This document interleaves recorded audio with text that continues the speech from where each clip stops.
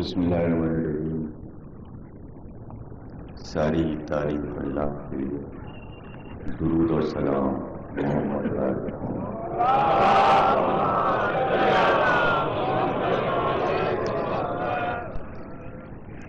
1422 اشرح ثانی کی میں سادات میں چوتھی ترتیب آپ حضرات سماعت فرما رہے ہیں. علی وسیلہ نجات کے موسم. کل کی گفتگو یہ کہ انسان کو خلق کیا گیا کہ وہ اللہ کی عبادت کرے، اور عبادت میں سب سے بلند ترین درجہ اول نماز. نماز جو انسان کو اس طرف راغب کرتی ہے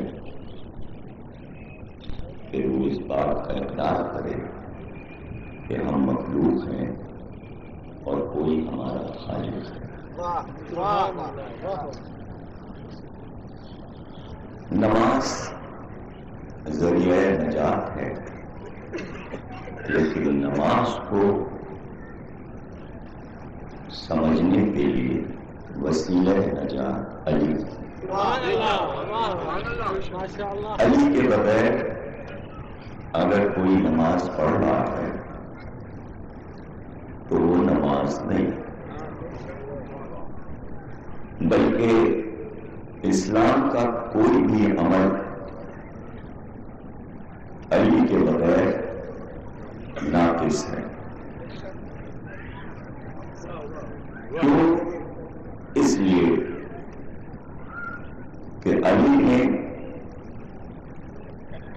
اس وقت سے اسلام کو سمجھنا شروع کیا جب اسلام ابھی آیا ہی نہیں تھا.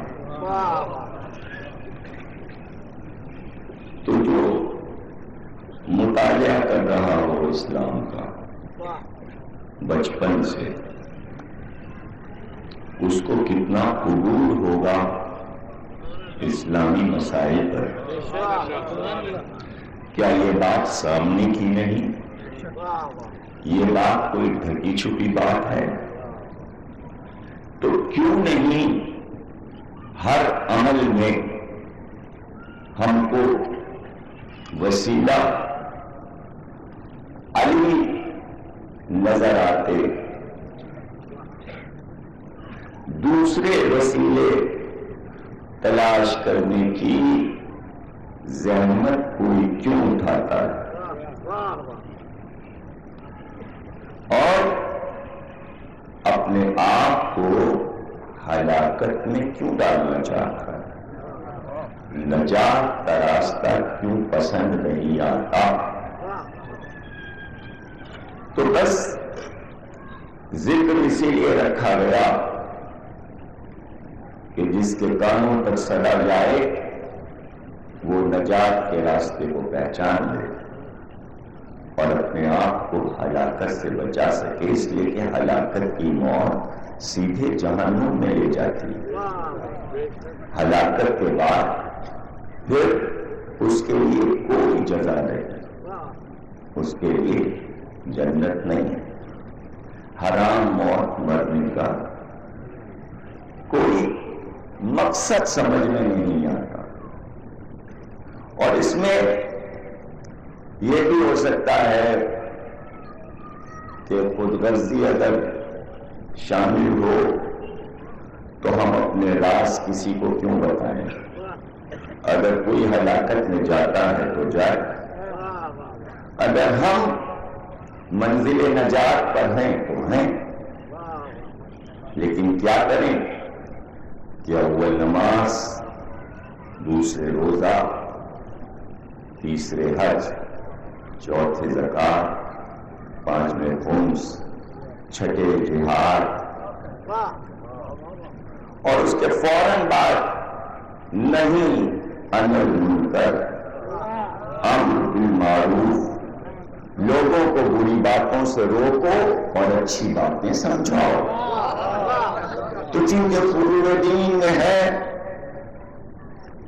تو اب اس کے فوراً بعد کہ اچھی بات بتاؤ، بری بات سے روکو، اور اس کے فوراً بعد یہ بھی بتاؤ اچھے لوگ کون اور برے لوگ کون. تو اس طرح 6 7 8 9 10 پہ جا کے فروع ختم ہوئے. پہلے اچھے لوگ پھر برے لوگ. جب تک اچھے اور برے لوگ نظر نہ آئیں تب تک اچھی اور بری بات سمجھ میں نہ آئے. اس لیے قدرت نے اپنے دین کے فروع 6 رکھ دی. فروع شاخیں نہیں ہیں جب تک تنا نہ ہو، تنا نہیں ہے جب تک جڑیں نہ ہو. جڑیں ہوں لیکن زمین میں مضبوط ہوں. درخت اکھڑ نہ جائے تو پھر جڑیں بھی 5 رہتی. 5 جڑوں نے زمین کو تھام لیا. اول توحید، دوسرے عدل، تیسرے نبوت، چوتھے امامت، 5ویں قیامت. یاد رکھنا آغاز تمہارا وہ ہے، انجام تمہارا قیامت. اور دونوں ایک دوسرے سے منسلک ہیں اور درمیان میں عدل ہے، نبوت ہے اور امامت ہے. اور ہر ایک کا ایک دوسرے سے رشتہ ہے اور رشتے کے بیچ میں ایک وسیلہ ہے. توحید کا رشتہ نبوت سے ہے، وسیلہ بیچ میں عدالت ہے. نبوت کا رشتہ امامت سے ہے اور قیامت سے ہے. نبوت کا رشتہ قیامت سے ہے تو بیچ میں وسیلہ امامت ہے. اللہ کا پیغام نبی سنائے تو راستہ عدالت بن جائے، اور امامت قیامت سے نبوت کا پیغام ملا دے تو بیچ میں وسیلہ امامت رہے کہ قیامت کے میدان تک تمہیں لے کر امام جائے گا. نبی کا کام ہے پیغام پہنچانا، راستہ بتانے کا کام ہے امام کا. اس لیے قرآن نے آواز دی کل اناس بامامہم. ہم قیامت کے دن ہر انسان کو بلائیں گے، ہر قوم کو بلائیں گے اس کے امام کے ساتھ.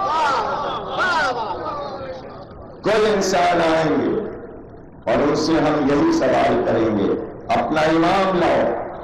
تم سے بات نہیں کرنا، ہمیں امام سے بات کرنا ہے کہ تمہیں اس نے کس راہ پہ چلایا. ایمان سے سوال جواب کریں گے، تم سے نہیں پوچھیں گے. تو پھر یہ بھی حدیث رسول آیت پر آئی کہ اگر کسی نے اپنا امام پتھر کو مانا ہوگا تو وہ اسی پتھر کے پیچھے قیامت کے دن آئے گا. تو یہ تو عالم اسلام بتا دے کہ اس وقت عالم اسلام کا امام کون ہے.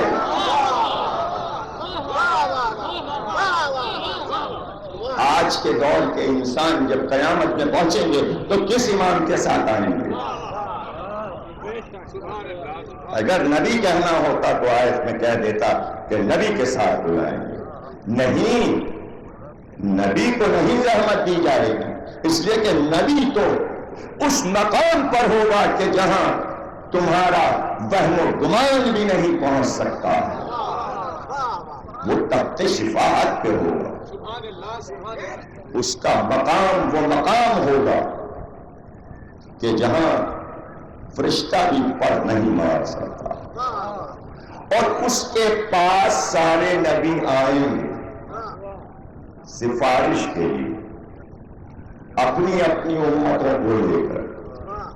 تو کوئی یہ سوچے بیٹھا ہے کہ ہم نبی کی وجہ سے جنت میں چلے جائیں گے؟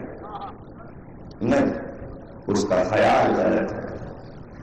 نبی کی امت میں تو ہو، لیکن اللہ نے انتظام کیا ہر دور میں ہم ایک امام رکھتے ہیں.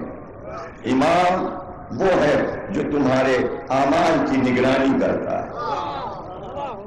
ہم امام سے پوچھیں گے کہ تم نے صحیح طریقہ عمل کا بتا دیا تھا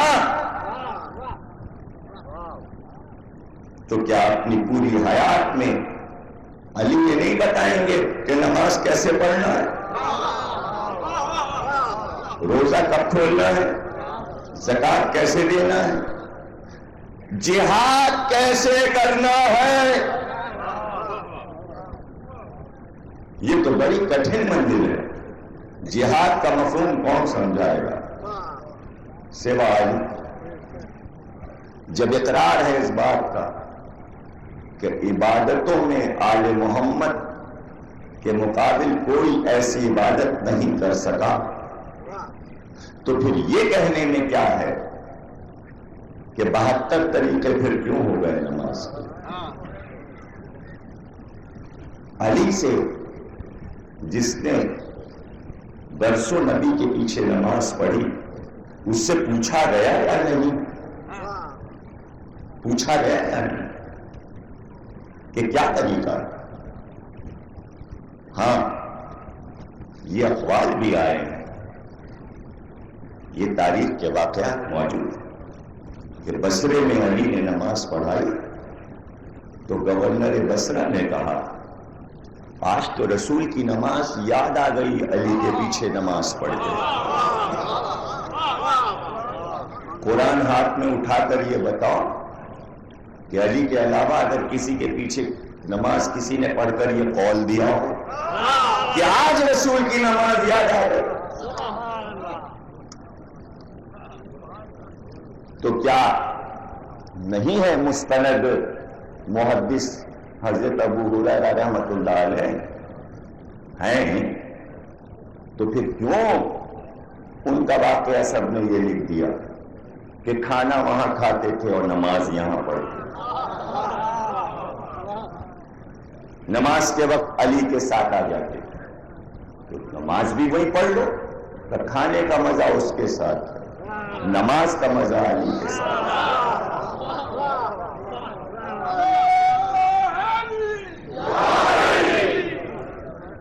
تو کسی نے ایک لفظ یہ لکھا بھی نہیں, کہیں یہ لفظ نہیں آیا, تعریفیں ہی تعریفیں آئی کہ اللہ اکبر علی کی عبادت. خانہ کعبہ اللہ کا گھر, نماز معراج مومن, اول نماز پڑھنے والا رکن و مقام کے بیچ میں کعبے میں نماز پڑھ رہا, علی اس کی نماز دیکھ رہے ہیں, وہ نماز پڑھ چکا, علی نے اس کو بلایا, خوب پڑھی نماز تو نے, بہت خضوع اور خشوع کے ساتھ پڑھی, کعبے میں پڑھی, ادا کیا, لیکن یہ بتا دے کہ اس عمل کو جس کو تو نے ابھی کیا اس کی تعبیر سے بھی واقف ہے؟ کہ مولا کیا نماز کی بھی تعبیر ہے؟ کہ میرے رسول پہ کوئی تنزیل ایسی نہیں جس کی تعبیر نہ ہو, رسول پہ جو چیز بھی اتری, جس چیز کی تنزیل ہوئی اس کی تعبیر بھی ہے. تو کیا تو اس کی تعبیر سے واقف ہے؟ نماز تنزیل ہے, تعبیر سے واقف ہے, اگر تعبیر سے واقف نہیں تو نماز نہیں ہوئی. کہ مولا مجھے نہیں معلوم, میں تو یہ سمجھتا تھا کہ نماز صرف ظاہر ہے. کہ نہیں, پیغمبر پہ کوئی ظاہر نہیں اترا جس کا باطن نہ ہو. کون سمجھائے گا یہ؟ کون علم بنائے گا عبادت کو؟ بغیر باطن کے ظاہر بیکار. اگر صرف ظاہر میں آپ پڑھ رہے ہیں تو بس پھر آپ ظاہر دار دیو ہیں رہیے, لیکن باطن کا علم ہے. اس نے کہا مولا مجھے اب تک نہیں معلوم تھا کہ نماز کا کوئی باطن ہے, آپ بتائیے. کہ سن, یہ عمل تیرا ظاہر ہے لیکن اس کا باطن میں ہوں جس کا نام علی ہے.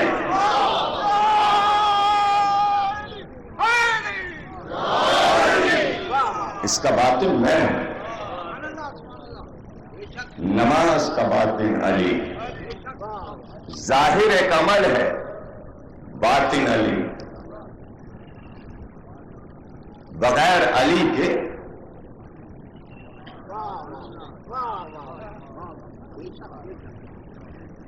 تو روح تو سمجھے، روح کو تو سمجھے. تو ایک عمل اس میں بھی اگر وسیلہ نہیں ہے تو عبادت میں نجات کیسے ہو؟ سب کے یہاں قول ہے، جیسی پڑھی ویسی پڑھی، بعض ایسی پڑھی کہ منہ پہ مار دی گئی. حدیثیں ہیں اس طرح نہ سجدہ کرو جیسے کوا ٹھونگے مارتا ہے. پہلے سجدے کی روح کو تو سمجھو. سجدے کی روح کون سمجھائے؟ جو روح ہو وہ سمجھائے، وہ سمجھے. پوچھنے والے نے پوچھا مولا سجدہ کیا ہے اور کیوں رکھا گیا؟ کہ سجدہ اس لیے رکھا گیا تاکہ تم کو غرور نہ ہو جائے، اور رب کو غرور نہیں پسند ہے انسان کا. اس لیے سجدہ رکھا گیا تاکہ جب تم اپنی پیشانی کو مٹی پہ رکھ دو تو جب مٹی تمہاری پیشانی میں بھر جائے اور تم اٹھو تو اس وقت تمہارا غرور ٹوٹ چکا ہو رب کے سامنے، اور تمہیں یہ یاد رہے کہ اسی سے بنے ہیں اور اسی کی طرف جانا ہے. تاکہ اپنا انجام یاد رکھو کہ انسان کا انجام خاک ہے، اس لیے خاک پہ سجدہ رکھا گیا تاکہ انسان ہر وقت اپنے انجام کو یاد رکھے. جو غرور میں بھر گئے سجدے کر کے بھی ان کو یہ خبر نہیں کہ یہ غرور کیا ہے، یہ شیطانی غرور ہے، یہ شیطانی غرور ہے کہ ہم اپنی مرضی سے دین چلائیں گے. جس نے اپنی مرضی کو دین میں شامل کیا اس نے شرک کیا. شرک کیا. احکامات الہی میں اپنی مرضی. کس حدیث میں لکھا ہے کہ انسان کو انسان مار دے؟ کہاں لکھا ہے کہ انسان انسان سے دشمنی کرے؟ اور کیا بیسز ہیں دشمنی کے؟ کیا بنیادیں ہیں؟ کس نے سکھا دی یہ باتیں؟ کیا کوئی اور نبی آ گیا؟ کوئی اور اللہ بن گیا کہ یہ نئے احکامات کہیں اور سے نازل ہو رہے ہیں؟ سوا اس کی اور کیا ہے کہ یہ جہالتیں ہیں. اور کیوں ہیں یہ جہالتیں؟ اس لیے کہ باب علم کو چھوڑ چکے. واپس آؤ، علم سے محبت کرو، جہل سے نفرت کرو. جس دن جہل سے نفرت ہو جائے اس دن پردے نگاہوں سے اٹھا دیے جائیں. لیکن کوئی علم سے محبت تو کرے، کوئی علم سے محبت تو کرے. علم سے محبت وہاں کیسے ہو سکتی ہے جب آپ تعلیم کو اتنا مہنگا کر دیں کہ عام غریب کا بچہ تعلیم حاصل ہی نہ کر سکے؟ جا کے تو دیکھیں یونیورسٹیز میں سالانہ 2-2 لاکھ فیسیں ہیں. تصور نہیں کر سکتا سوا بیروکریٹ کے بچوں کے کوئی تعلیم اعلیٰ حاصل نہیں کر سکتا. پرائمری اسکول سے لے کر کالج تک اور یونیورسٹیز تک آپ کو تعلیم مفت کرنا چاہیے تھی، نہ کہ طالب علم سے بھی آپ پیسہ لینے لگے. کیا پیغمبر نے علم سکھانے کا پیسہ لیا؟ کیا عالم نے علم سکھانے کی رقم لی، فیس لی؟ بھائی توجہ ہے نا. لیکن یہ بھی طے ہے کہ علم بے قیمت نہیں ہے. قیمت ایسی رکھو کہ سب دے سکیں. اس لیے رسول نے علم سکھانے کی قیمت جو رکھی ہے وہ ہر انسان دے سکتا ہے. قل لا اسألکم علیہ اجرا الا المودۃ فی القربی. اگر آج محبت کو فیس قرار دے دو تو سب مجلس میں آئیں، فیس دیتے جائیں، علم لیتے جائیں تو راستے کھلتے جائیں کہ پھر علم کیسے حاصل کریں، مہنگا علم کیسے لے لیں. علم لینے کے طریقے، راستہ چلنے کے طریقے. اور یاد رکھو علم کی سب سے بڑی پہچان کیا ہے؟ آج شرط لگا دی حسن صاحب، 3 دن ان کا میں نے ذکر کیا. ایک دن تو انہیں تقریر بہت پسند آئی، دوسرے دن انہوں نے کہا منطق پڑھ دی، کل انہوں نے جملہ کہا آج بہت اچھی تھی تقریر، آج فرمائش کر دی.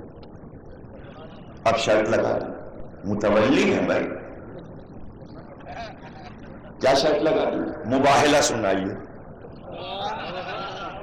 اب دیکھیے شرط لگا دی انہوں نے، اب کہیں سے گھوم پھر کے مباہلے پہ آنا ہے، موضوع بھی نہیں چھوڑنا، موضوع بھی اپنا رکھنا ہے، ان کی فرمائش دیکھنا ہے، اور پھر بعد میں آج چوتھی کا تبصرہ بھی ان سے سننا. بڑے مسائل ہوتے ہیں صاحب، کیا سمجھتے وہ ممبر پہ بیٹھ گیا اور بات چیت ہونے لگی. بہت سے مسائل ہوتے ہیں وہ ہم نے آپ کو بتا دیے.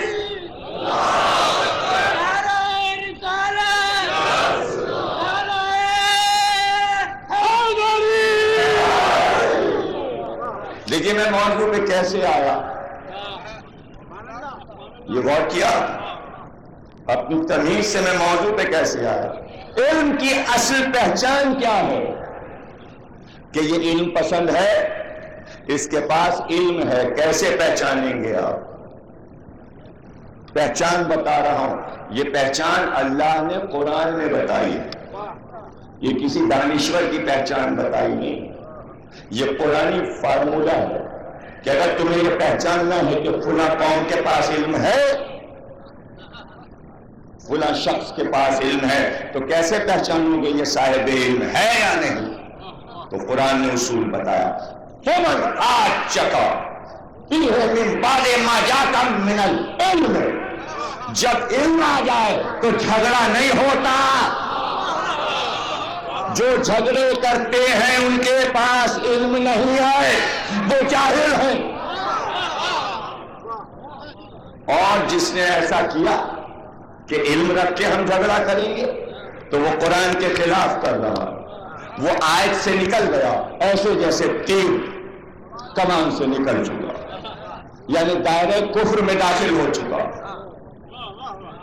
تو اب اس پر بھی جھگڑا نہ رہا، اس لیے کہ قرآن نے فیصلہ کر دیا کہ جھگڑا کرنے والا کبھی عالم نہیں ہو سکتا. اور آیت کب آ رہی ہے؟ آیت کہاں پر آ رہی ہے؟ غور کیجئے گا. آیت وہاں پر آ رہی ہے جب ایک قوم پیغمبر کے پاس آئی ہے جھگڑا کرنے، جس نے کبھی جھگڑا نہیں کیا. نہیں غور کیا؟ عیسائیوں کا دعویٰ یہ تھا ہم کسی سے جھگڑا نہیں کرتے، ہم امن پسند ہیں، کسی سے جھگڑا نہ کیا. اور جب اسلام کے مقابل آئے تو جھگڑنے لگے. اور کس بات پہ جھگڑا ہوا؟ زمینوں پہ نہیں جھگڑا ہوا، دولت پہ نہیں جھگڑا ہوا. جملے کو آپ ہی لے جائیں تو لے جائیں، ورنہ اس کا وزن کون اٹھائے گا جو جملہ کہنے جا رہا. دولت پہ جھگڑا نہیں ہے، حکومت پہ جھگڑا نہیں ہے، منصب پہ جھگڑا نہیں ہے، جھگڑا ہے عقائد پر.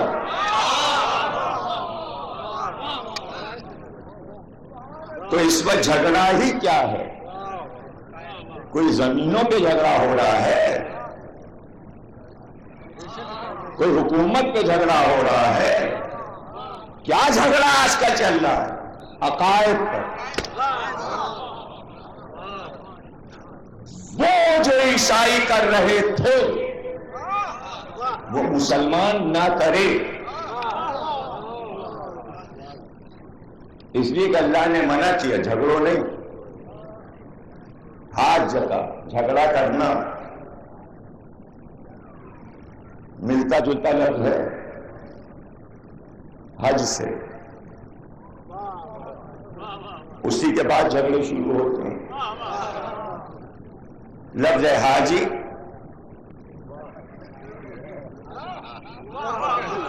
محاورے ہیں آپ کے اردو کے، ہمیں کیا پتا. لیکن یہ لفظ ہاتھ چکا، جھگڑوں نہیں، علم آ چکا، علم آ گیا، جھگڑا مت کرو۔ اور وہ جھگڑا کر رہے ہیں، کیا ہے جھگڑا؟ عیسیٰ خدا کے بیٹے، عیسیٰ خدا کے بیٹے۔ کیوں؟ جھگڑا جب شروع ہوگا تو آدمی پوچھے گا کیوں؟ اللہ نے پوچھا عیسائیوں سے کیوں؟ کیا اس لیے کہ ان کے باپ نہیں؟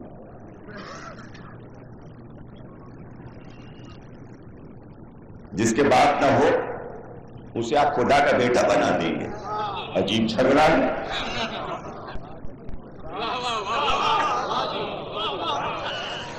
یعنی جہاں جڑ نہ ہو اور جڑ پیدا کریں آپ،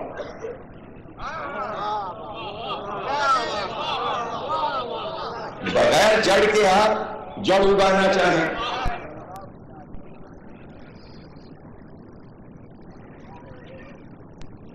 تو اگر ایسا ہے کہ جس کے باپ نہ ہو وہ خدا کا بیٹا ہے تو اس کے حقدار پہلے آدم، وہاں تو باپ تو باپ، ماں بھی نہیں، تو انہیں پہلے اللہ کا بیٹا مانا جائے، تو آدم کو کیوں نہیں مان رہے؟ قرآن کا طرز استدلال دیکھا آپ نے؟ نہیں دیکھا۔ اسے کہتے ہیں آپ کی اردو زبان میں مناظرہ۔ ایک دلیل دینے کے لیے خود دوسری دلیل استدلال میں پیش کی جائے، یہ فن علم کلام کا دنیا کو نہیں آتا، اس لیے آپ کی مجلسیں کسی کے سمجھ میں نہیں آتی۔ اجی کہاں کی مثال کہاں، کہاں کی مثال کہاں؟ پہلا نبی، پہلا نبی، اور ہمارے نبی سے پہلے آخری نبی، پہلے اور آخر کو ملایا۔ کہاں کی بات، کہاں کی دلیل؟ اللہ دے رہا ہے نا۔ یہی طرز استدلال جو اللہ نے سورہ آل عمران میں رکھا، کہاں رکھا؟ سورہ آل عمران میں، نہیں سمجھے؟ سورہ عمران میں باپ اور بیٹے کے جھگڑے کی بات سورہ آل عمران میں رکھا،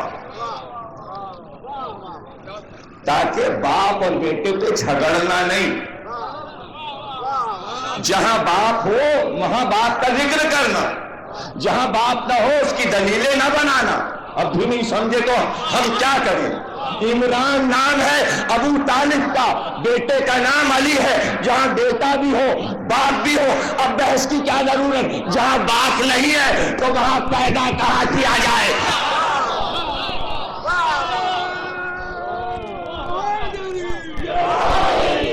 نہیں ہے عیسیٰ کے باپ، نہیں ہے آدم کے باپ، اللہ کی قدرت ہے، نہیں ہے تو نہیں ہے۔ جب اللہ کی مصلحت ہو تو نہ ہو، بندہ اگر یہ مصلحت لائے کہ باپ نہ ہو تو پھر مسئلہ الجھتا ہی چلا جائے گا، پھر وہ سلجھ نہیں سکتا۔ کہ آدم کہ آپ کچھ بھی دلیل دیجئے، عیسیٰ خدا کے بیٹے، تو آدم کی دلیل سے کیا عیسائی سمجھے نہیں؟ سمجھ گئے، پھر کیوں انکار کیا؟ دلیل سن کر کیوں انکار کیا؟ اب دلیل سامنے ہے پھر کیوں انکار کیا؟ اس لیے کہ اب ضد پہ آ گئے۔ جب تک یہ سمجھیں گے نہیں کچھ سمجھ میں نہیں آئے گا۔ جو آپ کو الجھن اور پریشانی ہوتی کہ سب سامنے ہے، سب سامنے ہے، کیوں نہیں مانتے؟ ارے سب سامنے ہے، سب مانتے ہیں، مسئلہ ضد کا ہے۔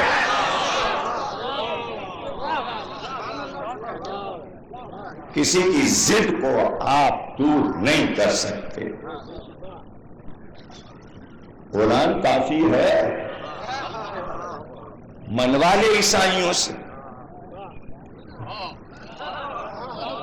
قرآن ہی تو نازل ہو رہا ہے، دلیل قرآن نے دے دی نا کہ آدم بھی تو ہے بغیر بات کے، نہیں مانا نا عیسائیوں نے، تو قرآن کافی کا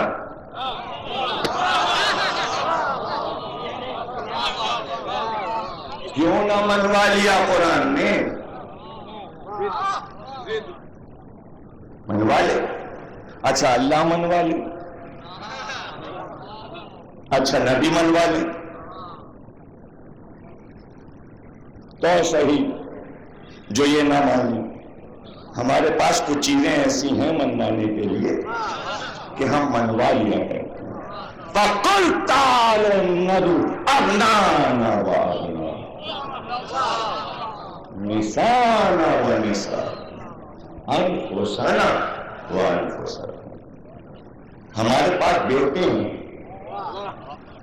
بیٹی نفس ہے، منوانے کے لیے کافی ہے، علم آ گیا، یہ علم ہے، اور جب علم آ جائے جھگڑا نہیں ہوتا۔ کر کے تو دیکھو ایک بار، سارے اسلامی فرقوں میں پنجتن آ جائیں، جھگڑے ختم ہو جائیں گے۔ اگر جھگڑا ختم کرنا ہے تو سارے مسلمان سر فہرست پنجتن کا نام رکھیں، جھگڑے ختم۔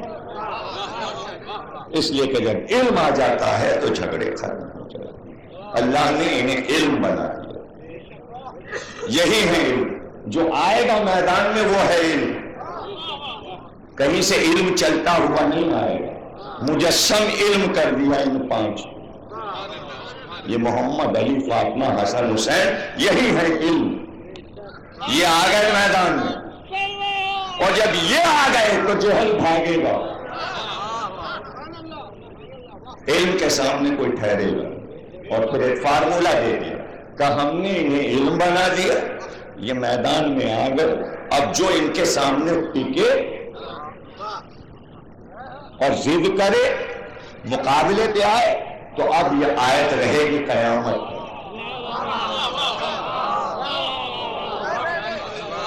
ثم نبتہل فنجعل لعنت اللہ علی الکاذبین، جو ان کے سامنے ضد میں ٹک جائے تو قیامت تک وہ کاذب ہے، اور کاذب پہ اللہ کی لعنت ہوتی رہے۔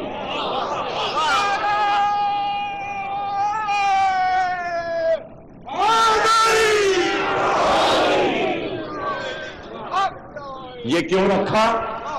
یہ اس لیے رکھا کہ یہ نہ ہوں گے دنیا میں، یہ پردے میں ہوں گے، اور ذات ہماری ہوگی، تو قیامت تک کے لیے دنیا ان سے مقابلہ کرتی رہے گی، تو سزا کا اعلان پہلے کر دیا، آئے جس میں ہمت ہو مقابل میں آئے، منع نہیں کرتے، لیکن سوچ سمجھ کے آئے، ہماری لعنت لیتا ہے۔ لعنت اللہ نے رکھے بندوں کو بری کر، تم اپنی طرف سے لعنت کرو گے تو جرم ہو جائے، لعنت ہم کریں گے۔ آیت رکھی ہے، جتنی بار تلاوت ہو رہی ہے اتنی بار جھوٹوں پہ لعنت ہو رہی ہے، خود جھوٹے بھی جھوٹوں پہ لعنت کیے جا رہے ہیں۔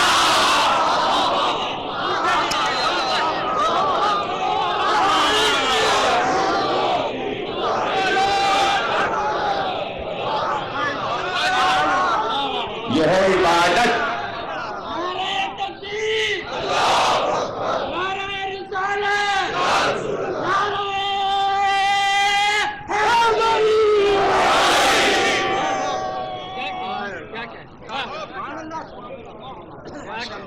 آنے کے لیے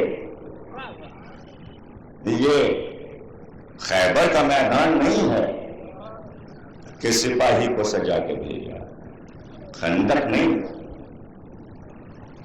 وہ تو کافر تھے عرب کے، جو ڈٹے ہوئے تھے کہ ہم بڑے سورما ہیں، بڑے بہادر ہیں، بہت تلوار چلانے والے ہیں، تو چونکہ ڈٹے ہوئے تھے اس لیے ان کے سر توڑے گئے۔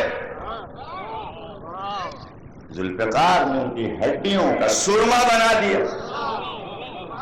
یہ دعویٰ کر کے نہیں آئے کہ ہم بڑے بہادر ہیں، بہت تلوار چلانا، یہ دعوے دار اس کے ہیں ہم بڑے عالم ہیں، ہم راہب ہیں، ہم پسند ہیں، ہم انجیل یاد ہے، ہم تو اپنے تہخانے میں بیٹھ کے صرف اللہ کی عبادت کرتے ہیں، نہ اچھا نہ برا نہ دنیا، ہم تو دنیا کے گناہوں سے بھی دور ہیں، ہم لوگ تو بڑے امن کے دیوتا ہیں۔ آؤ امن کے دیوتا ہو، آؤ ہمارے پاس بھی امن کے دیوتا ہیں۔ نہیں آئے گی ذوالفقار، نہیں آئے گا لشکر، کوئی غصہ گرمی نہیں ہوگا، حد یہ ہے کوئی بات ہی نہیں ہوگی، چپ رہیں گے، چپ۔ بھائی اتنی سی بات کہہ دیں گے، ہم آ گئے میدان میں، بس اے اللہ ہم میں سے جو جھوٹا ہے ذرا اپنی لعنت بھیج کے دکھا، تیری لعنت ہوتی کیسی ہے؟ آج ہتھیار ذوالفقار نہیں ہے، تلوار نہیں ہے، آج ہتھیار لعنت ہے۔ تو اب پتا چلا کہ جو کاٹ ذوالفقار میں ہے وہی کاٹ لعنت میں ہے، اور وہ بھی اللہ کی، یہ بھی اللہ کی، دونوں چیزیں بھیجی ہوئی اللہ۔ اب اگر جیسے ذوالفقار سے بچتے رہو اور کلمہ پڑھ لیا ہے، آج اس تلوار سے بھی بچو، اور کوئی نہ ذوالفقار سے بچنا چاہے نہ اس تلوار سے بچنا چاہے تو ہم کیا کریں؟ اور قیامت تک کا مسئلہ ہے، ایک اہتمام چاہیے کہ اس طرح سپاہی کو بھیجیں ہم، اللہ کے سپاہی کی کمر باندھیں، سر پہ امامہ رکھیں اور کمر میں تلوار رکھیں۔ تو آج تو میدان امن میں روانگی ہے، تو تیاری کیسے ہو؟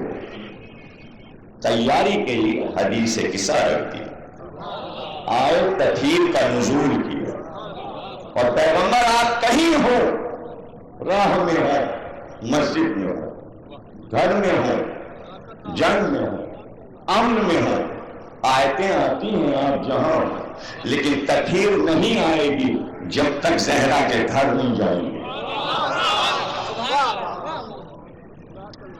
رخ ہے مسجد سے در زہرا کی طرف، اور در سے رخ ہے گھر کی طرف، اور گھر سے رخ ہے حجرے کی طرف، اور سلام ہے بیٹی کا اپنے بابا کا، اور بیان ہے خود بیٹی کا، طہارت کا ذکر خود طاہرہ سنا آئے میرے گھر میں، یہ نہیں کہ آئے میرے گھر میں، بلکہ شروع یہاں سے کیا، اکثر آتے جب آرام کرنا ہوتا۔ تو آج آرام کا وقت کہاں ہے؟ آج تو ہنگام ہے۔ نہیں، کبھی کبھی ہنگام میں بھی جب ذہن تھکتا ہے تو آرام چاہتا ہے۔ کیوں؟ بحث کو الجھایا ہے، بوجھ ڈالا ہے، بحث بے تکی کر کے کہ عیسیٰ خدا کے بیٹے، اور بات تو سمجھا نہیں، کج بحثی کی ہے۔ پیغمبر ذرا سکون چاہتے ہیں، جن کو ہم پڑھا لکھا سمجھے تھے وہ بڑے جاہل نکلے، اب ہم سکون چاہتے ہیں۔ تو کیا کہا؟ ذوق محسوس کر رہا ہوں، ذوق میں چھپا ہے وہ بوجھ بے تکی بحث کا۔ ذوق کے معنی بس ہم آنکھیں بند کر کے لیٹنا چاہتے ہیں۔ یہ ہے عیسیٰ کی قوم، نہیں سمجھ رہے؟ یہ ہے عیسیٰ کی قوم جو جہالت کی بحث کر رہے اور بات نہیں سمجھ جائے کہ عیسیٰ خدا کے بیٹے ہیں۔ زہرا ہم تمہارے یہاں لیٹنا چاہتے ہیں، آرام کرنا چاہتے ہیں، لاؤ اہتمام چاہیے. بیٹی کہتی ہے بابا نے کہا زور. تو کیا کہا زہرا نے؟ کہ میں نے اپنے بابا سے کہا اللہ آپ کو اپنی پناہ میں رکھے. کہا کہیں توحید سے الگ گفتگو نہیں ہے. بابا آپ کو اللہ اپنی پناہ چادر اپنی.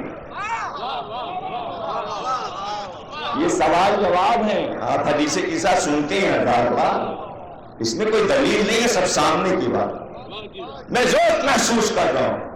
بیٹی نے کہا اللہ آپ کو پناہ میں رکھے. دعا. باپ نے کیا کہا؟ لاؤ پھر چادر. لاؤ پھر چادر. کیا مطلب ہے؟ یعنی جب نبی اللہ کی پناہ میں آتا ہے تو زہرا کی چادر اللہ کی پناہ میں. ارے زہرا کی چادر نبی کے لیے اللہ کی پناہ ہے، تو امت کے لیے نہیں ہے. امت کے لیے نہیں. لاؤ چادر. صحیح مسلم میں یوں ہی دکھائے جیسے پڑھ رہے ہیں، لفظ صحیح لگا لگا کے، اور پھر بھی کوئی نہ مانے تو ہم کیا کریں. صحیح ہے، صحیح صحیح لکھا ہوا ہے، صحیح کتاب میں جو ہے وہ صحیح یوں ہی. لاؤ چادر. کہاں میں نے چادر اڑائی. چہرہ یوں چمک رہا تھا جیسے چودھویں کا چاند چمک. انسان جب بیمار ہوتا ہے تو چہرہ پیلا پڑ جاتا ہے، ذوف ہوتا ہے تو بیمار لگتا ہے. جب چودھویں کی چاند کی طرح کھیل جائے تو گویا مقصد کو پا چکا ہوگا. یعنی جب چادر آئے تو نبی مقصد جب ہی پا چکے تھے، تبھی تو چہرہ چاند کی طرح کھل گیا. اور بیٹی نے بیان کر دیا کہ چادر اوڑھ کے میرے حجرے میں لے گئے. میں اپنے کام میں مصروف ہوئی کہ بابا آرام کرتے. کچھ دیر نہ گزری کہ میرا بڑا بیٹا حسن ہے. اماں آج تو گھر میں ایسی خوشبو ہے جیسے نانا جان آئے. کہاں اے فنکی چشم، اے میوہ دل، تمہارے نانا جان چادر کے نیچے حجرے میں آ رہا. وہ چلے بھی تو ماں نے منع نہیں کیا کہ نہ جاؤ. مقصد سب کو معلوم ہوتا ہے، انوار ایک ہیں، جو ایک سوچے وہ دوسرے کو معلوم. نانا آپ پہ سلام. نانا نے اتنا ہی کہہ دینا چاہیے نا نانا کو، جیتے رہو. اے میرے حوض کوثر کے مالک، تم پہ بھی سلام. تم پہ بھی اذن ہے میں چادر میں ہوں، آؤ میرے لال. اے میرے امت کہ خیر آؤ. بیٹا کوثر کی پہلی تفسیر ہے حسن، تو اس لیے کہا ہے کوثر کے مالک آپ. میرے نسل کی ضمانت آپ. کچھ دیر میں گزری تھی کہ دوسرا بیٹا حسین. آج تو ایسا گھر میں نور ہے جیسے نانا ہے. ہاں ہاں تمہارے نانا چادر کے نیچے ہیں، اور ساتھ میں تمہارے بڑے بھائی حسن ہیں. چادر کی جانب چلے. زہرا کہتی میں نے دیکھا کہ حسین جا رہے ہیں، روکا نہیں. قریب پہنچے. نانا آپ کے حسین کا سلام. اے میرے امت کے شفیع آ. ام المومنین جناب میمونہ ام المومنین جناب ام سلمہ، ام المومنین جناب حضرت عائشہ رضی اللہ تعالی عنہ، ام المومنین حضرت زینب بنت جیش رضی اللہ تعالی عنہ، 6 ام المومنین ہیں جو دیکھ رہی ہیں، سن رہی ہیں، سمجھ رہی ہیں، اور اصحاب میں بے شمار، ابو ذر سے لے کر ایک لائن ہے، حدیث ایسی، اور ہر مسلمانوں کی مستند حدیث کی کتاب میں موجود، انکار کی گنجائش کسی کو نہیں، صاف صاف باتیں۔ کچھ دیر میں گزری تھی کہ علی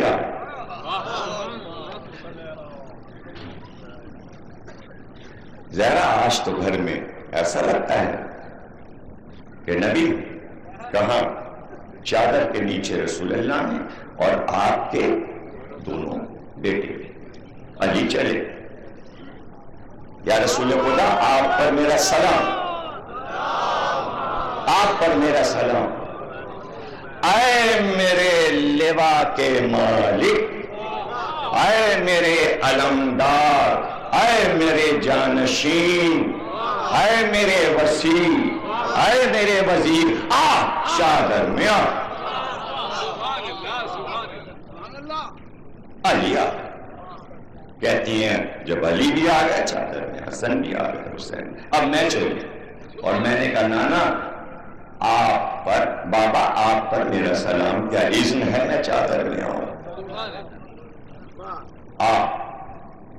اے وہ کہ جو رسالت کا ایک جزو ہے، بسط من، آ جا، اے میرے جگر کا ٹکڑا آ، اے میرا ٹکڑا آ، یعنی نور کامل ہو، آپ چادر میں۔ ہم سب جب آ گئے تو جبریل اللہ کا پیغام لائے، آئے تطہیر کی تلاوت کی اور کہا نہیں بنایا ہم نے یہ زمین آسمان یا آفتاب و مہتاب و ستارے اور پانی میں چلتی کشتیاں، لیکن اے پانچ تمہارے لیے۔ ہو گئی حدیث کے ساتھ۔ اب علی نے پوچھا اس کا ثواب کیا ہے؟ کہ علی جہاں پڑھی جائے گی فرشتے گھیر لیں گے اور دعائیں خیر کریں گے۔ تو حدیث قصہ یہاں ختم ہوئی۔ جب علی نے انجام سن لیا تو بے اختیار کہا تو پھر یا رسول اللہ آج تو ہم بھی کامیاب، ہمارے شیعہ بھی کامیاب۔ اپنی کامیابی کا اعلان کہاں کیا؟ فزت برب الکعبہ، آج علی کامیاب ہو گیا۔ امام وہ ہے جو اپنی کامیابی کے ساتھ قوم کی کامیابی کا بھی اعلان کر دے۔ ہے کوئی امام جس نے یہ بتایا ہو کہ میں بھی کامیاب اور میری قوم بھی کامیاب؟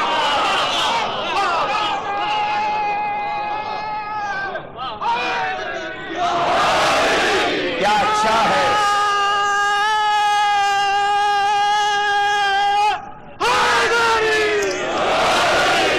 کیا اچھا ہے۔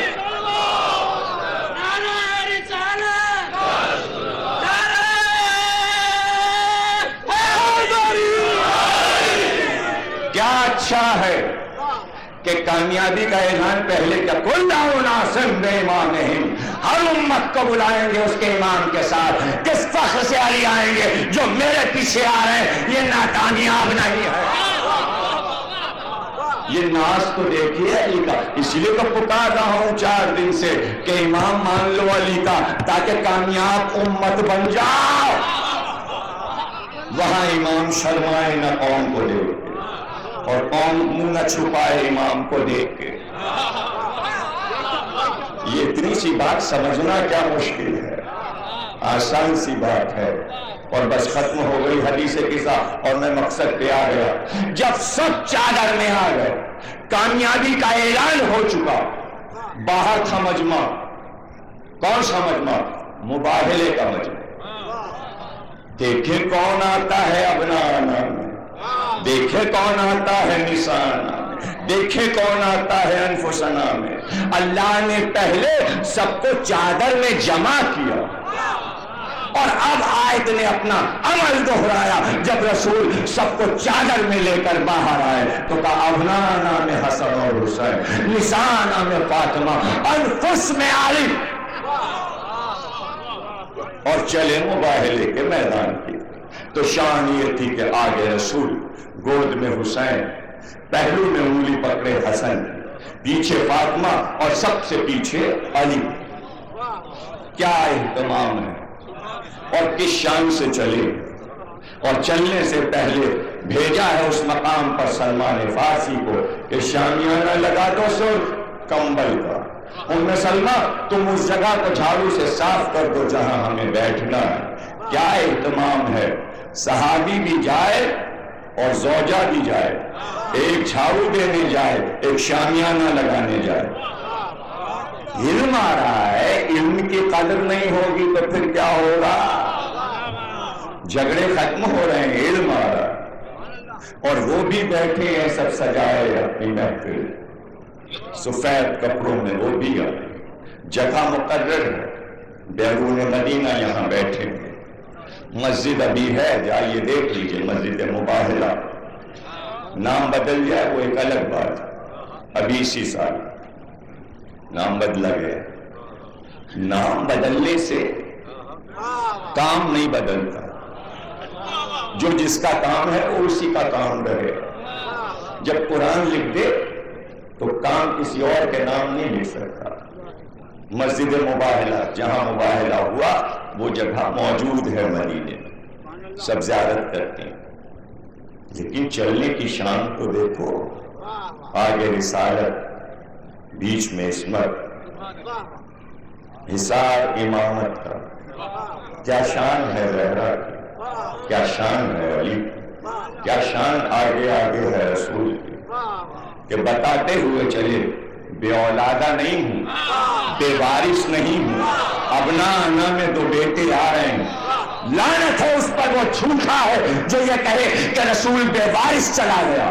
وارث میرے یہ 2 بیٹے ہیں. اللہ کہہ رہا ہے ابنا انا.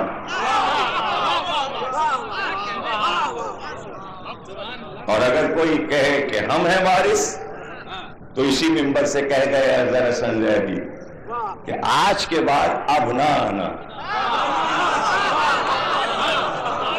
جو آ چکے مقابل پہ آ چکے، اب نہ آنا. یہ ہیں حسن اور حسین. اب نہ آنا وہ اپنا نشان. بہت سی عورتیں ہوں گی، ایک لائے. کیوں لائے؟ اس لیے لائے عورت اسے کہتے ہیں جو کامل ہو. اگر صرف بیٹی ہے تو نامکمل، اگر صرف زوجہ ہے تو نامکمل. جب تک ماں نہ بنے، گود میں بچوں کو کھلائے نہ. زہرا ہو جو بیٹی رسالت کی، زوجہ امامت کی، ماں امامت کی. پورا خاندان ساتھ ہے، باپ بھی، شوہر بھی، بیٹے بھی. یہ ہے لسان. انفس میرا نفس، نفس علی میرا نفس. نفس 57 معنی ہیں عربی میں نفس کے، اور کہاں تک گنے جائیں معنی عربی کا دستور ہی یہ.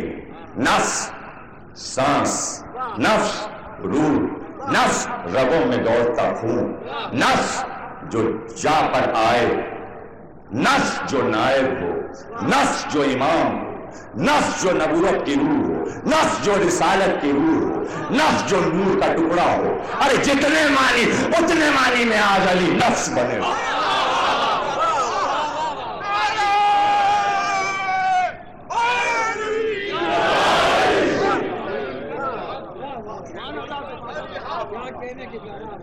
گویا یہ 5 تن نہ آئے تھے میدان میں، رسول نے کشتی نجات بنائی.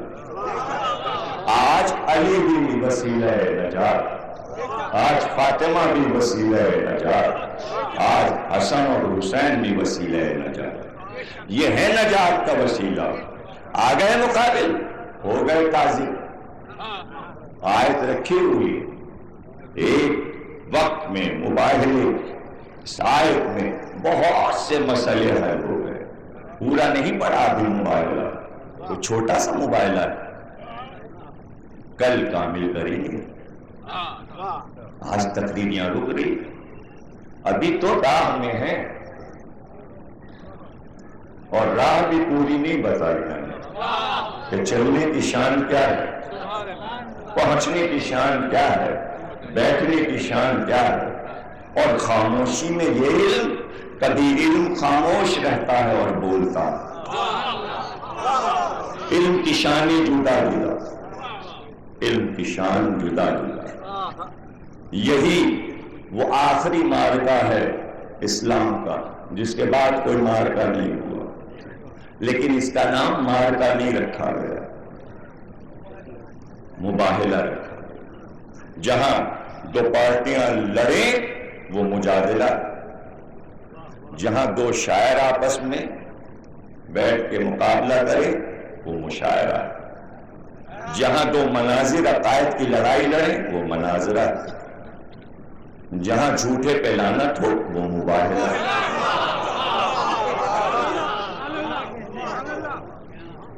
سمجھے نا؟ اور جہاں ایک دوسرے سے نفرت کا اظہار ہو وہ منافرہ. ہماری مجلسیں نہ مجادلہ ہے، نہ مشاعرہ اور نہ مناظرہ، سیدھی بات صرف مباہلہ. خاموش خاموش علم ہے، خاموش علم، اور پکار رہا ہے خاموش علم. لعنت جاہل پہ ہوتی ہے، جاننے والے پہ نہیں. علم کا ایک انعام ہے، اسی لیے رشتہ جوڑا ہے ہم نے شہر علم سے اور اس کے دروازے سے. جائے پناہ ہے علم، وسیلہ نجات ہے علم، اور علم کا نام ہے علم. اور جو الٹی راہ پہ چلا، جو ان کا خون اور گوشت ہے، دنیا اس گھرانے کو چھوڑ کر کیا سوچتی ہے؟ کہاں ہیں وہ عظمتیں؟ جو بات حسن میں ہے، جو بات حسین میں، صورت بھی تو کسی نے نہیں پائی، شکل بھی تو کسی نے نہیں پائی، شجرہ بھی تو کسی نے نہیں پایا. کوئی بات تو سوچے ٹھنڈے دل سے. گود میں پلے ہیں، رخسار چومے ہیں، گلا چوما ہے، ہونٹ چوما ہے، اور حکومت کا مالک، دولت کا مالک نہیں. حسین نے کربلا نے کہا کس کا امامہ ہے، یہ کس کی آبا ہے میرے جسم پہ، یہ کس کی قبر، بتاؤ یہ رہبار کس کا، بتاؤ کمر میں یہ تلوار کس کی. دیکھا، یہ ہے وراثت رسول. اور پھر بتا رہے ہیں حسین کہ یہ سب رسول کی امانتیں ہیں، اور وہی سب کچھ لوٹ رہا ہے. کیا ادب ہے نبی کا، کیا احترام کیا ہے کربلا میں. مسلمانوں اسی کا تو رونا ہے، کیا سمجھے اور کیا نہ سمجھے. اگر وہ جاہل تھے نہ سمجھے تو اب تو زمانے نے ترقی کی، اب تو سمجھے، آج تو سمجھے. اور سمجھنا ایسا کوئی مشکل بھی نہیں ہے، اس لیے کہ سامنے کی بات ہے. دشمنی حسین سے تھی، بیعت سے انکار کیا تھا حسین نے، جھگڑا حسین سے تھا، قتل کر لیا، سر کاٹ لیا، نیزے پہ چڑھا دیا. دشمنی ختم ہو گئی نا، تو زینب سے کیا دشمنی،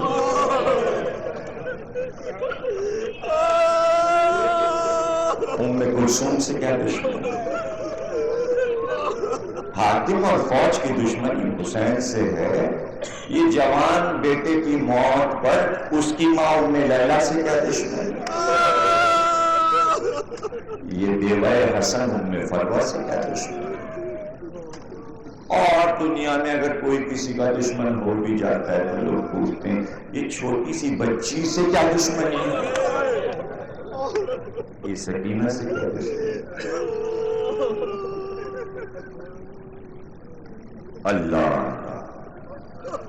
عورت کا احترام اسلام نے بتایا، نہ کہ رسول کے گھر کی مخدرات عصمت اور کلمہ پڑھنے والی۔ تو جب زمانہ پوچھتا ہے کب تک رو گے، رونا اس کا نہیں ہے کہ حسین شہید ہوئے تو رو، وہ تو بقول جناب زینب کے اپنی خوابگاہوں میں اپنے پیروں سے چل کے گئے۔ شہادت تو سعادت ہے، رونا اس کا ہے کہ گھر کیوں لوٹا، خیمہ کیوں جلا، سکینہ کو تماچے کیوں ملے۔ اچھا خیمہ جل گیا تھا، رات ہو گئے خیمے، سامان لوٹ لیا، اب بدلہ پورا ہو گیا، ہماریوں پہ بٹھا کے ان کے شہر مدینے بھجوا دو۔ نہیں، ہم تو بازاروں میں تماشا دکھائیں گے۔ اچھا لے جاؤ، بازاروں میں لے جا رہے ہو، اب بھی تمہارا انتقام نہیں پورا ہوا، ہاتھ تو نہ باندھو، سروں پہ چادریں تو رہنے دو۔ ایک ایک بیوی کے سر سے چادر چھین گئی، اور چادریں نیزوں کی نوٹوں سے چھینی گئی، اتاری نہیں چادر، ایک ایک بیوی کی چادر چھینی گئی، چادریں چھینی ہیں، بٹھا دو ناکے پہ لے جاؤ، نہیں ہم رسیوں سے باندھیں گے۔ اللہ اللہ، کیا جذبہ انتقام ہے، انسانیت کہاں ہے، اور درندگی ہے کہ بڑھتی جاتی ہے۔ رسیاں لے لے کے آ رہے ہیں، ہم باندھ کے لے جائیں۔ اللہ رے جلال زینب، خبردار، ہم آل محمد کی طرف بڑھنا نہیں، ورنہ زینب جلال میں آ جائے گی۔ علی کی بیٹی ہے، محمد کی نواسی ہے، اگر بالوں کو ہاتھ پہ لے کے بددعا کرے گی تو عذاب میں گرفتار ہو جاؤ گے۔ خبردار، ہمارے بچے کو بھی ہاتھ نہ لگانا، لاؤ رسی ہم کو دے دو، تم ہمارے بازوؤں کو مس نہیں کر سکتے، تم ہمارے ہاتھ نہیں پکڑ سکتے، لاؤ رسی لاؤ۔ اللہ رے جلال زینب، شم کے ہاتھ سے رسی کا ٹکڑا لے لیا اور آواز دیتی گئی، اے ام فروا، قاسم مارے گئے، زینب سے بازو بندھواؤ، آؤ آؤ، عباس نہیں لبابا آؤ، یہ چاہتے ہیں کہ بازو بندھے، آؤ رسی میں بازو بندھوا لو، آ جاؤ سکینہ تم بھی گلا بندھوا لو۔ اب حسین سینے پہ سلانے والا نہیں، تو اب کھینچ لے رسی کو، لے چل کھینچتا ہوا، تو اس طرف سے کھینچتے ہوئے لے چلے جہاں لاشیں پڑے تھے، بے سر لاشیں پڑے تھے، بیویاں اپنے آپ کو لاشوں پہ گرائے دیتی تھی۔ کیا منظر تھا، اللہ اللہ، کس طرح مقتل کی راہ سے یہ اسیر ستم چلے، کیسے روتے پیٹتے ہوئے چلے، لیکن جب ناطے چلنے لگے تو اب زینب نے تو کس طرح بندھوا لیے بازو۔ اب کیا قیامت گزری آپ کو معلوم ہے، جو سب سے آگے ناکا تھا اس پہ سید سجاد کو بٹھا کر چاروں ہاتھ پاؤں سید سجاد کے ناکے سے باندھے گئے۔ یہ حسین کا وارث، یہ ہمارا امام زین العابدین ہے کہ جس کو ایک ناطے پر اس طرح باندھا گیا جیسے مشک باندھی جاتی ہے، اور دارالامارہ کے سامنے سے کوفے کی راہ سے اسیروں کا قافلہ چلا۔ یہ آپ سن چکے پچھلی تقریر میں کہ سر حسین پہلے بھیج دیا گیا تھا، اسیر بعد میں پہنچے، تو بعد اطلاع پہنچائی گئی ابن زیاد کو، تقریر کا آخری جملہ اور میں تقریر کر چکا اور آپ کے لیے ہوا یہ آخری جملہ ابن زیاد سے کہا گیا، قافلہ آ رہا ہے، استقبال کون کرے گا؟ اسیروں کے قافلے کا استقبال کون کرے گا؟ تو ادھر سے جب زینب کی عماری آئے تو ادھر سے نیزے پہ سر حسین لے کے آگے بڑھو، بھائی بہن کا استقبال کرے گا۔ تماشا دیکھنے والے نیزے کے ساتھ ساتھ تھے۔ ادھر سے زینب کی عماری نمودار ہوئی۔ چپ ہو، میں تو کہہ چکا آخری جملہ، میں تو کہہ چکا آخری جملہ، میں کہہ چکا تقریر ختم ہو گئی، اب کچھ نہیں کہنے کے لیے، کچھ نہیں، آخری جملہ ہو گیا، اب کیا سنو گے؟ اس میں سننا ہی کیا ہے؟ اچھا اگر سن سکتے ہو تو دوسرا جملہ سن لو، اگر سن سکتے ہو اور سن کر خراج پیش کر سکتے ہو تو خراج پیش کرو، اور خراج تو آنسوؤں کا خراج ہوتا ہے، رقت کا خراج ہوتا ہے، چاہے بچہ ہو یا جوان یا بوڑھا۔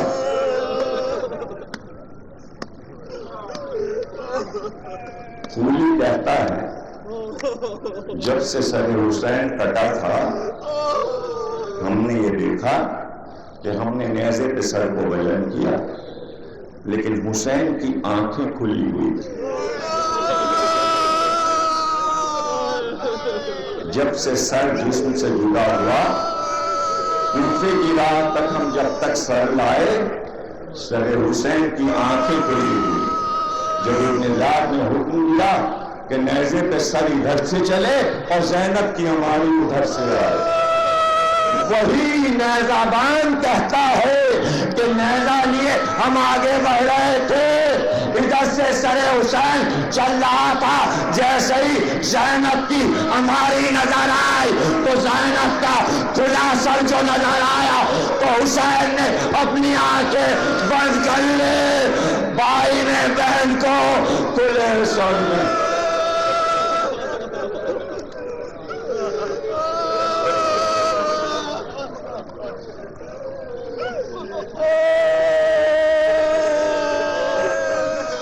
ایک سورہ فاتحہ پڑھا۔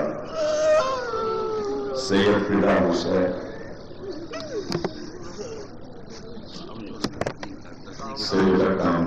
سید کامران رضا، سیدہ